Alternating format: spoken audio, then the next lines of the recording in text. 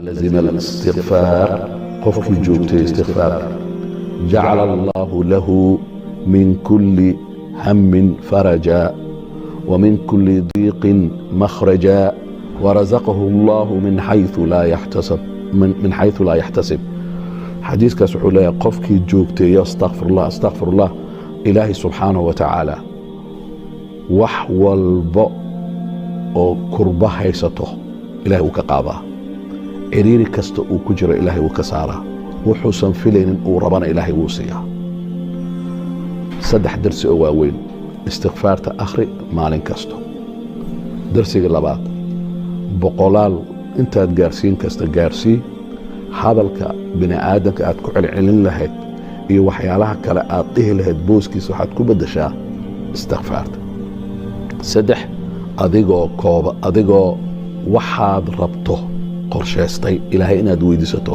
ilaahay weydiiso waxay doonta ahaato waad heli waxaa ka mid ah digriga ilaahay subxaanahu wa tacaala oo ah acmaasha kugu fadliga badan digriga ilaahay waa badan yahay laakiin maanta waxaan ka soo qaadanayaa digri ka mid ah digriga ilaahay subxaanahu wa tacaala haddii aad akhriso inta ugu badan aad kari karto tiro go-on ma jirto sababta ilaahay subxaanahu wa tacaala qur-aanka wuxuu leeyahay يا أيها الذين آمنوا اذكروا الله ذكرا كثيرا وسبحوه بكرة وأصيلا مؤمنين والله هذلي وحبضا إلهي حسا مركا انتو ugu badan aad gaarsiin karto culimada kumaan kun ay tilmaameen laakiin awoodaada ku xiran tahay waqtigaaga ku xiran tahay culimada qaarkood waxay dhahaan waxay ku xiran tahay iimaankaaga intuu leeyahay qofka markuu dhikriga sameeyo ilaahi subhanahu wa ta'ala saddex shardi aan ka hormarinaa iyadoo kooban shardiga koowaad waxaa fiican hadday suurtagal tahay adiga ilaah inaa wada tihiin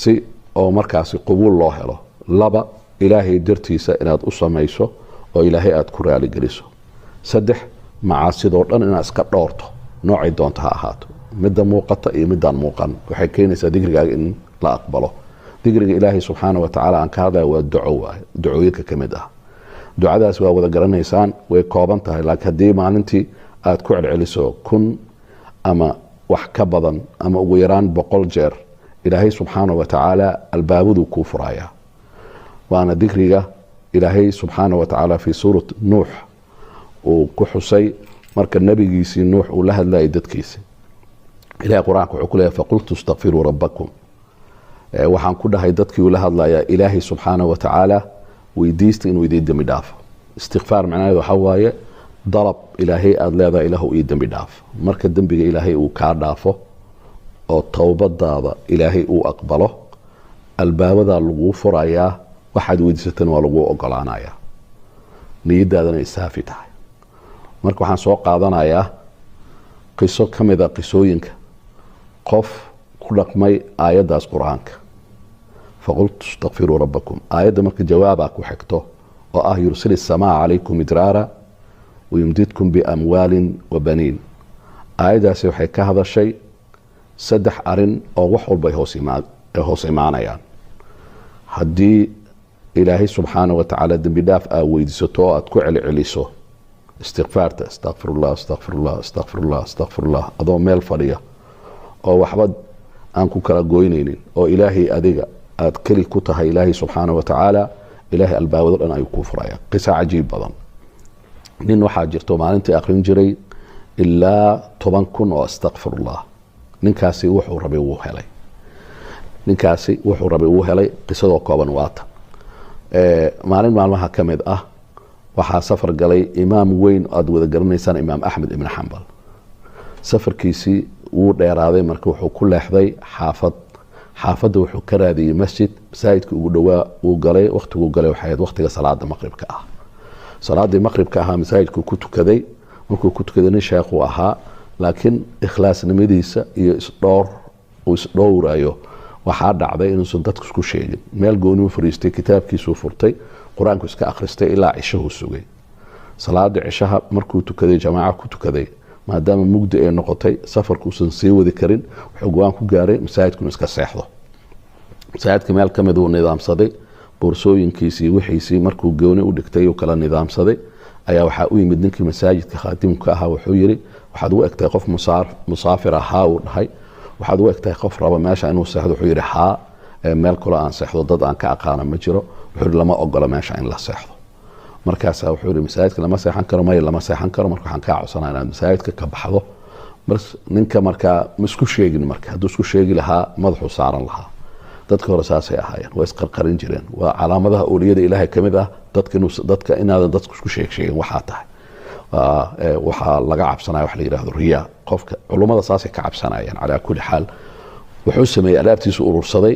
banaanka masaajidka laga soo galo gees ka mid ah masaajidka, albaabka laga soo galayo geeskiisa meeshaasu xaarxaartay asoo dhiganaya. marka ninkii isaga wuxuu ku mashquulsanaa albaabada kale inuu soo xirxiro, dirishadii inuu soo xirxiro.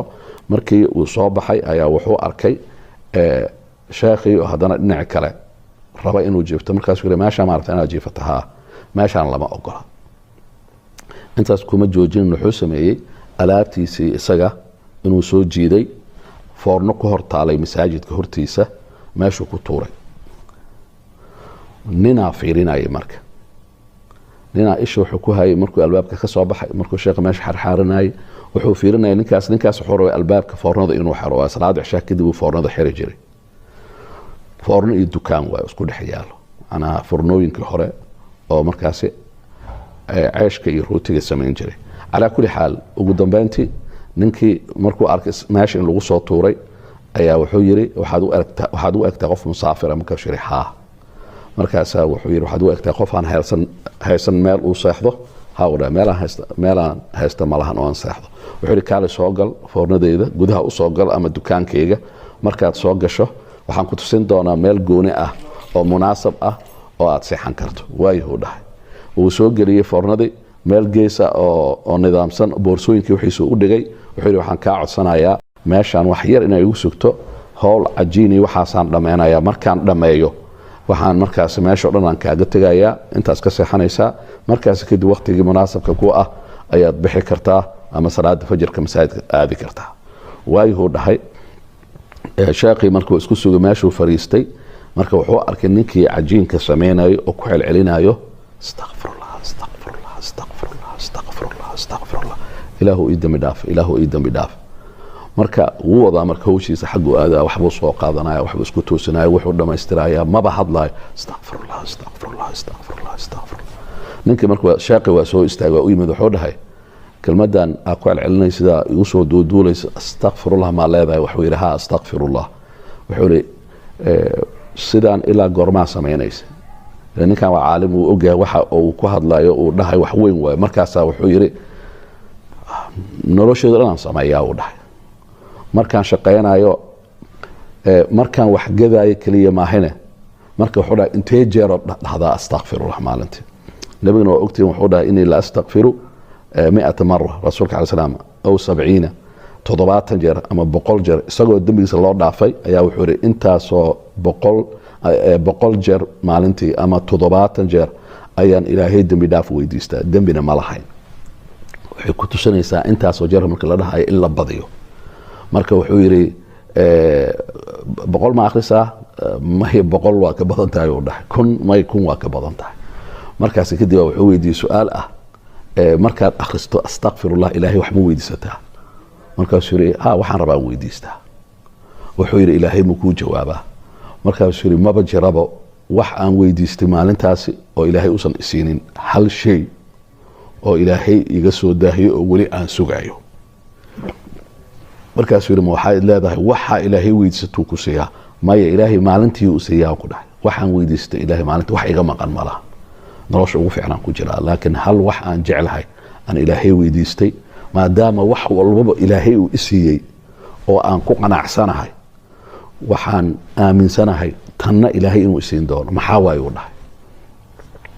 wuxuu dhahay cid inaan u sheega ma raba, aniga ilaahay waay. markaan weydiista ilaahu tan aniga adiga waay, waxaan rabaa waxaas inaan helaan dhaha. may waa kuu ballan qaadayaa in magacaaga aan sheegi doonin, laakiin waxaa qabanayso khayrka aan sheegi doono say dadka ugu faa'iidaystaan.